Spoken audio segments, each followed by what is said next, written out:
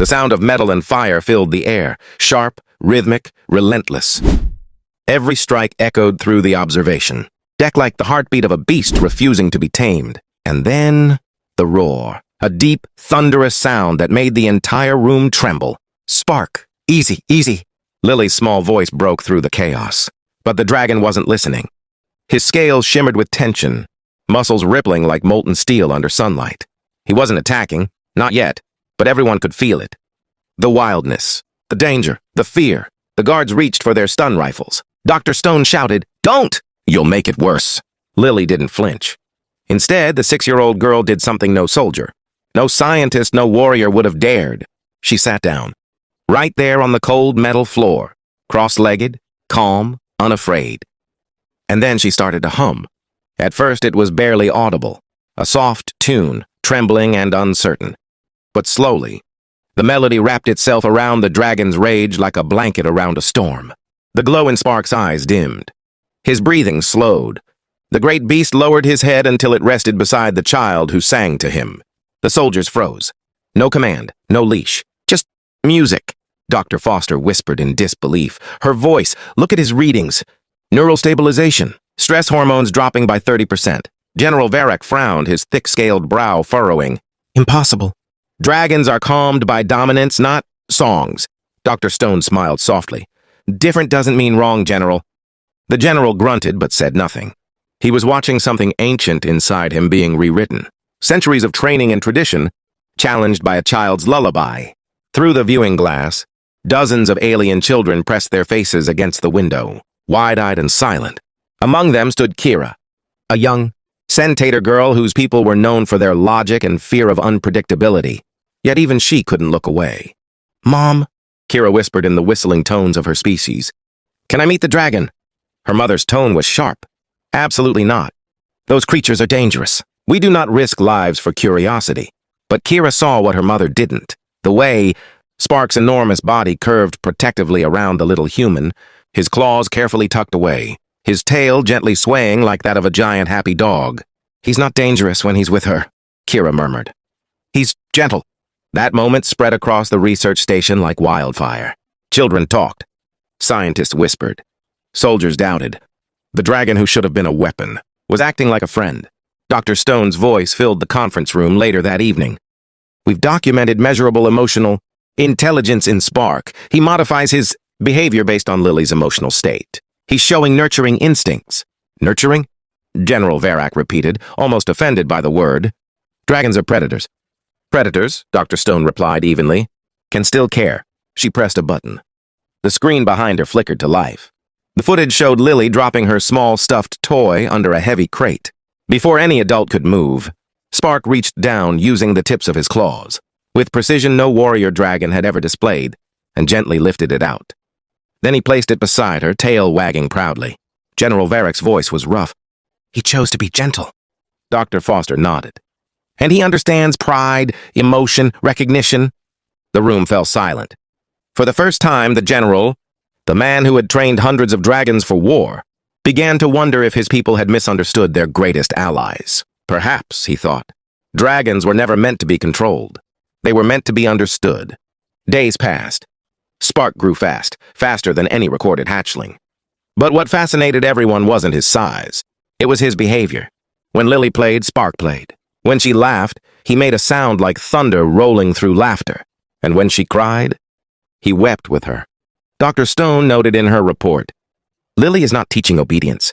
She's teaching empathy. And it was working. Every test, every observation, every skeptical glance from the military, all of it began to crumble.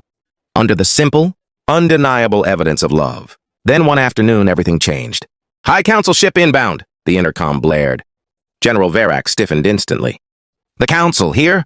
The viewing screens lit up, with the image of an enormous vessel, black as space itself, glowing with ancient sigils of power. Its arrival wasn't a visit. It was judgment. Dr. Stone's voice trembled. They're here because of Lily, aren't they? Varric's tone was grim. Yes, they believe your daughter's bond with Spark violates sacred law. To them, this is heresy. Lily pressed her small hands against the observation glass, watching the monstrous ship dock. Are those the dragon people? She asked innocently. Yes, sweetheart, her mother whispered. They've come to see you and Spark. Lily grinned. That's nice. I hope they like the tricks we practiced. Dr. Stone's heart broke, because she knew they hadn't come to like anything. The council arrived like walking thunder, towering armored figures with eyes like burning gold. And in their midst stood High Counselor Thra, 9 feet tall, his scaled armor scarred by millennia of battles. He stared down at the little girl who smiled up at him. So this is the human child who dares to corrupt our sacred guardians. Thra growled. His voice vibrated through the walls. Hello? Lily said cheerfully. Are you here to meet Spark? The chamber went dead silent. Even the translation unit hesitated. The creature has a name? Thra snarled. Lily frowned, confused. Of course he has a name. Everyone has a name. It's not polite to call someone creature. The air froze. Soldiers looked at one another. No one, in centuries, had ever spoken to the High Counselor like that. Thra's glare deepened. The law forbids such attachment. The bond must be proven or destroyed. Dr. Stone stepped forward. She's a child. You can't possibly mean— Silence, Thra thundered. There will be a trial. If she fails, both she and the corrupted dragon die. Lily's lips trembled, but she didn't cry. She turned to Spark, who lowered his head beside her. Don't be scared, she whispered. We'll show them who you really are. General Varric's voice cut through the tension. High Counselor, there is an alternative. The maze of bonding. It tests connection, not combat. Thra's eyes narrowed. If they fail, they die. Lily looked up, brave and steady. We won't fail.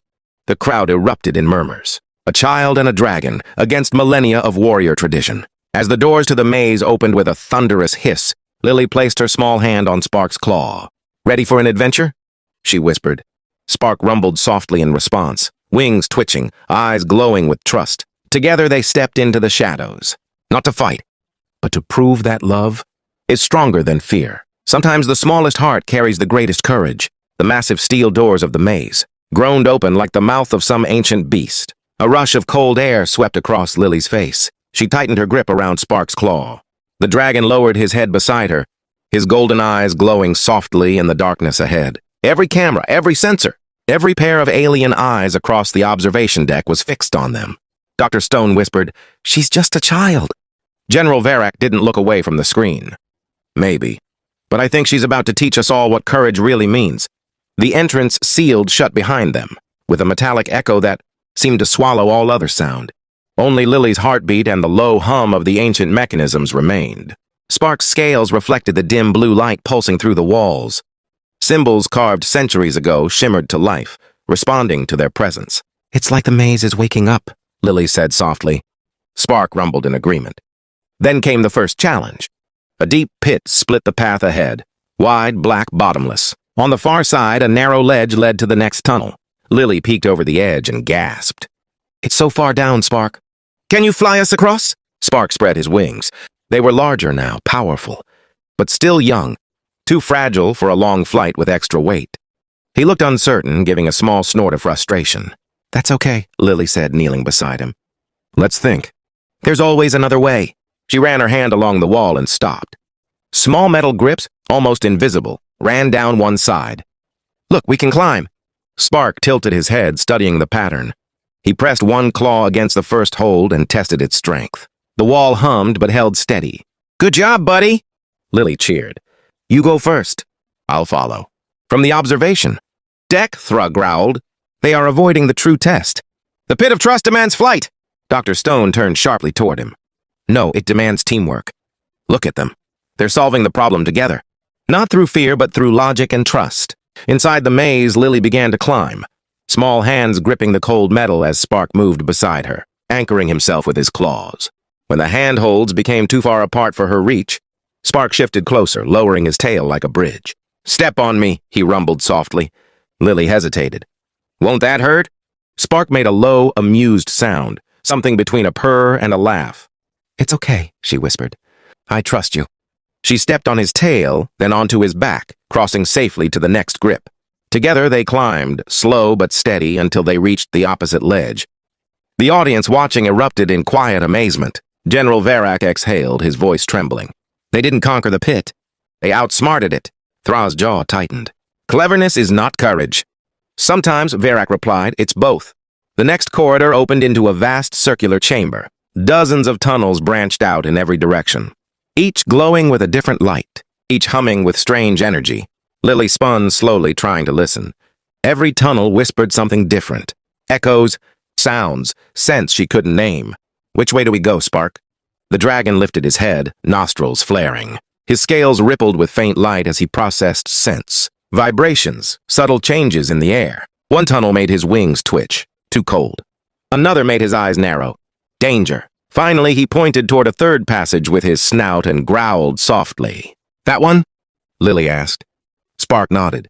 Without hesitation, she took his claw again and followed him into the dim corridor. Up in the observation room, the analysts exchanged bewildered glances. That's impossible, one murmured. No one's ever chosen the correct path on the first try. Dr. Stone smiled faintly. She's not guessing. She's listening to him. That's what you've all missed. Communication doesn't always need words. Thra's golden eyes glared at the display. Emotion clouds judgment. Or perfects it, Dr. Foster countered. Inside the maze, the walls shifted again. The light grew warmer, almost alive. Lily stopped, her eyes widening as glowing symbols appeared in the floor beneath them. Musical notations, ancient Draori sigils arranged like notes on a staff. It's a puzzle, Lily breathed. A song puzzle. Spark blinked, confused. Lily giggled softly. Don't worry. I know music. She pointed to the lowest glowing mark. See? That one sounds deep, like your growl. Try touching it. Spark pressed his claw against it. A deep tone echoed through the room, a bass note that vibrated in their chests. Lily's eyes lit up. Yes! Now I'll do the next one. She reached for a higher mark. A softer, sweeter tone followed. Together, they played the sequence, low to high, heavy to light. The melody rose and fell like a heartbeat, filling the chamber with ancient harmony. General Verak whispered, that song. His voice cracked. It's the song of unity. No one has played it in 2 centuries. Dr. Stone's heart swelled with emotion. Then it's time it was heard again. As the last note faded, the walls shifted. Hidden doors slid open, revealing the next passage. And beyond it, a wide circular room glowing with golden light. Lily wiped her brow. You did great, Spark. Spark's chest puffed with pride, a soft rumble of happiness escaping his throat. But when they stepped into the next chamber, everything changed. The walls pulsed with energy, casting mirror-like reflections all around them. The temperature dropped. The air grew heavy. A voice, not human, not dragon, filled the space. Final challenge, the circle of truth. Lily's small hand trembled. What does that mean? Spark lowered his head, growling uncertainly. Dr. Stone's voice came through the monitor in the observation deck, almost a whisper. The circle of truth tests the bond itself. It doesn't measure skill. It measures the heart. Inside the chamber, the ground began to glow. Spark stepped forward, and energy rippled beneath his claws. Lily followed, standing beside him in the center. Don't be scared, she whispered. We've got this, remember? The light flared, golden streams of energy connecting them both.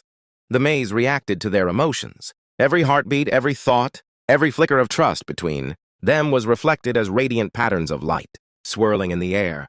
The observers gasped.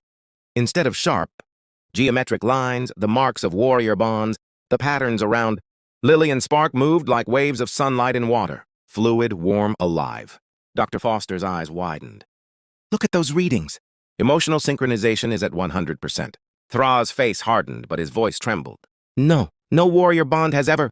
Because this isn't a warrior bond, Verak said quietly. It's love. Inside the chamber, Lily began to hum the same song that had once calmed Spark weeks ago, the lullaby that started it all. Spark joined her, his deep voice blending with hers until the sound filled every corner of the maze. The walls responded, shining brighter and brighter, until the entire room became a living symphony of light and sound. The monitors overloaded, energy readings skyrocketing beyond measurable limits. When the final note faded, silence fell. Then the maze released a pulse, a shockwave of golden light that spread through the entire station, like a heartbeat that reached across the stars. The doors opened. Lily blinked in the sudden brightness. Did we do it? She asked softly. Spark bent down, pressing his head gently against her shoulder. His purr rumbled like thunder made of joy. From the observation deck, no one spoke.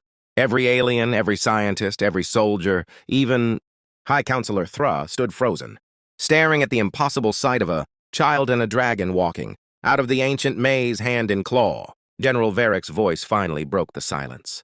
The trial is complete. They've succeeded. Dr. Stone covered her mouth, tears streaming down her cheeks. Thra stepped forward slowly, his golden eyes reflecting the child's small figure. You have done something no Draori warrior ever could, he said, voice trembling between awe and disbelief. You changed the very meaning of our bond. Lily tilted her head. Does that mean Spark and I can stay together? Thra hesitated, then bowed his massive head. Yes, little one, you've earned that right. The observation deck erupted in applause, cheers echoing across the chamber as creatures of a dozen worlds celebrated what they had just witnessed. And Spark, once a symbol of war, lifted his wings and roared, not in rage but in triumph. The sound wasn't frightening anymore. It was beautiful. The maze is conquered, but peace has a price, because while the galaxy celebrates, ancient powers are stirring. Not everyone wants dragons and humans united. The roar that shook the station didn't sound like war. It sounded like freedom. For the first time in Draori history, a dragon's cry was met not with fear, but applause. From every deck, every corridor, beings of a dozen species watched in awe as Lily stood beside Spark, the tiny human child and the great golden dragon who had changed everything. Dr. Stone rushed forward, tears streaking her cheeks. You did it, sweetheart. You actually did it. Lily laughed, spinning in the air as Spark gently lifted her onto his back. I told you, Mom. We just had to believe. General Varick's deep voice rumbled like distant thunder. This changes everything. The High Council must convene immediately. But even as he spoke, the expression on High Counselor Thra's face was unreadable. The mighty warrior stood silent, watching the child and dragon. For the first time in his long life, his certainty was gone. The following days blurred into history. News spread faster than light, across colonies, through diplomatic channels, even into the farthest military outposts of the Draori Empire. The human child has succeeded. The forbidden bond lives, and so began what the media called the Lily Protocol, a revolutionary shift in interspecies understanding. For the first time, dragons were seen not as weapons, but as partners. Children across the galaxy were shown footage of Lily and Spark, standing side by side, teaching the impossible lesson. Power isn't control, it's connection. But while the galaxy rejoiced, not everyone celebrated. Deep within the Draori homeworld, ancient factions whispered of betrayal. To love a dragon, they said, is to weaken it. To let a child lead, they spat, is to invite chaos. And in the shadows of those old temples, the ones built on conquest and domination, plans were already forming. Back aboard the diplomatic station, Lily didn't know any of that. She was too busy showing Spark how to draw with glowing markers on the floor. See, she said, laughing. That's you, the big one with wings. And that's me. Spark tilted his head, snorted softly, then added a tiny flame mark beside the drawing, his version of a signature. Dr. Stone smiled from her work desk. I think you've started an art movement. Lily giggled. He's good, isn't he? Before Dr. Stone could answer, alarms began to blare. Red lights flashed across the control panels. Unauthorized vessel approaching, an officer shouted. Draori battle signature unregistered. General Varick's head snapped up. That's not council sanctioned. It's one of the old clans. The sound of engines thundered outside the station. Lily clung to Spark's neck. Mom, what's happening? Dr. Stone's voice trembled. It's okay, sweetheart. Just stay with Spark. Varick barked commands. Shields up! Do not engage unless fired upon. But it was too late. A blinding beam of plasma sliced across the sky, slamming into the outer docking ring. The station shuddered violently. Spark roared, not in fear but fury. He spread his wings wide, shielding Lily as debris rained from the ceiling. Protect the child, Varick shouted. Dr. Stone grabbed her communicator. This is Dr. Stone. Hostile Draori faction attacking the station. They want the dragon! Through the chaos, a chilling voice crackled over the comms. You have desecrated our sacred bond, it hissed. The child and her beast must be purged. Lily's eyes filled with tears, but her voice didn't shake. They're wrong, Mom. Spark's not a beast. Spark rumbled deep in his chest, lowering his head beside her. Dr. Stone took a deep breath. Varick, we can't win a fight. We need to show them. The general stared at her. Show them what? That Spark's bond isn't corruption. It's evolution. Minutes later, the broadcast went live. A full transmission, open to every Draori frequency in range. Lily stood in the center of the docking bay, the glow of emergency lights flickering around her. Spark loomed protectively behind her, eyes gleaming like molten suns. Her voice was small, but steady. You don't have to be afraid, she said. speaking to the camera, to billions watching across the stars. Spark isn't a weapon. He's my friend. She turned, placing a hand on Spark's snout. He learned to be gentle. He learned to care. And I learned from him, too, to be brave, to listen, to trust. Her words echoed through the feed. Soldiers paused mid-battle. Pilots hesitated at their controls. The galaxy went quiet. Maybe, Lily continued, being strong doesn't mean hurting others. Maybe it means protecting them. Maybe dragons were never meant to be slaves, but friends. Spark lowered his head beside her, rumbling softly, a sound like thunder rolling in peace. Look, Lily whispered. He's not angry. He's listening. The hostile fleet. Commander watched from his screen, conflicted. Generations of training screamed at him to destroy the corruption. But something inside him, something ancient and buried, stirred. She sings to him, he murmured, and he listens. Then the impossible happened. Spark stepped forward and lifted his massive wings, not in attack, but in salute.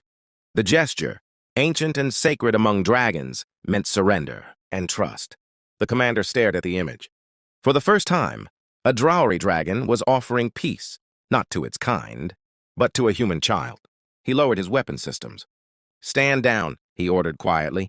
Across the fleet, engines dimmed. Weapons powered off. The battle was over before it began. Hours later, the stars outside burned calm again. Dr. Stone watched her daughter and the dragon curled together in the observation bay. The chaos of war replaced by silence. General Varak approached slowly. You saved us all, Doctor. Or rather, she did. Dr. Stone smiled faintly. I think Spark did too. Varak nodded. Perhaps both. The Council has officially declared the Lily Protocol a model for future bonding. Dragons and children, learning together. He paused, his deep voice softening. We thought strength came from control. We were wrong. It comes from understanding. Spark opened one eye, letting out a low, contented growl. Lily stirred, rubbing her eyes sleepily. Did we win? Varak smiled, something rare and gentle on his scaled face. You didn't just win, little one. You changed everything.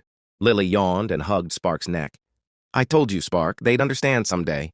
Dr. Stone knelt beside them, her voice barely a whisper. You've started something that will last forever. Years later, under the twin suns of the Drowry homeworld, a golden dragon soared across crystal canyons, and on his back rode a young woman. No longer a child, her laughter echoing across the sky. Beneath them, fields of dragons and children trained together, not with weapons, but with music, games, and trust. Everywhere, bonds were being rewritten. Lily looked down at Spark's wings, gleaming in the sunlight. Remember when everyone thought this was impossible? Spark rumbled, his voice deep and amused. And yet here we are? She smiled, eyes glistening. We showed them, didn't we? He nodded. We did more than that. We made them believe, and as they soared higher into the heavens, their laughter and the beat of dragon wings became a single song. A song of peace that the galaxy would remember for generations. If this story touched you, if you believe that love can rewrite destiny, then share this message. Let Lily and Spark remind the world, no heart is too small to change the universe.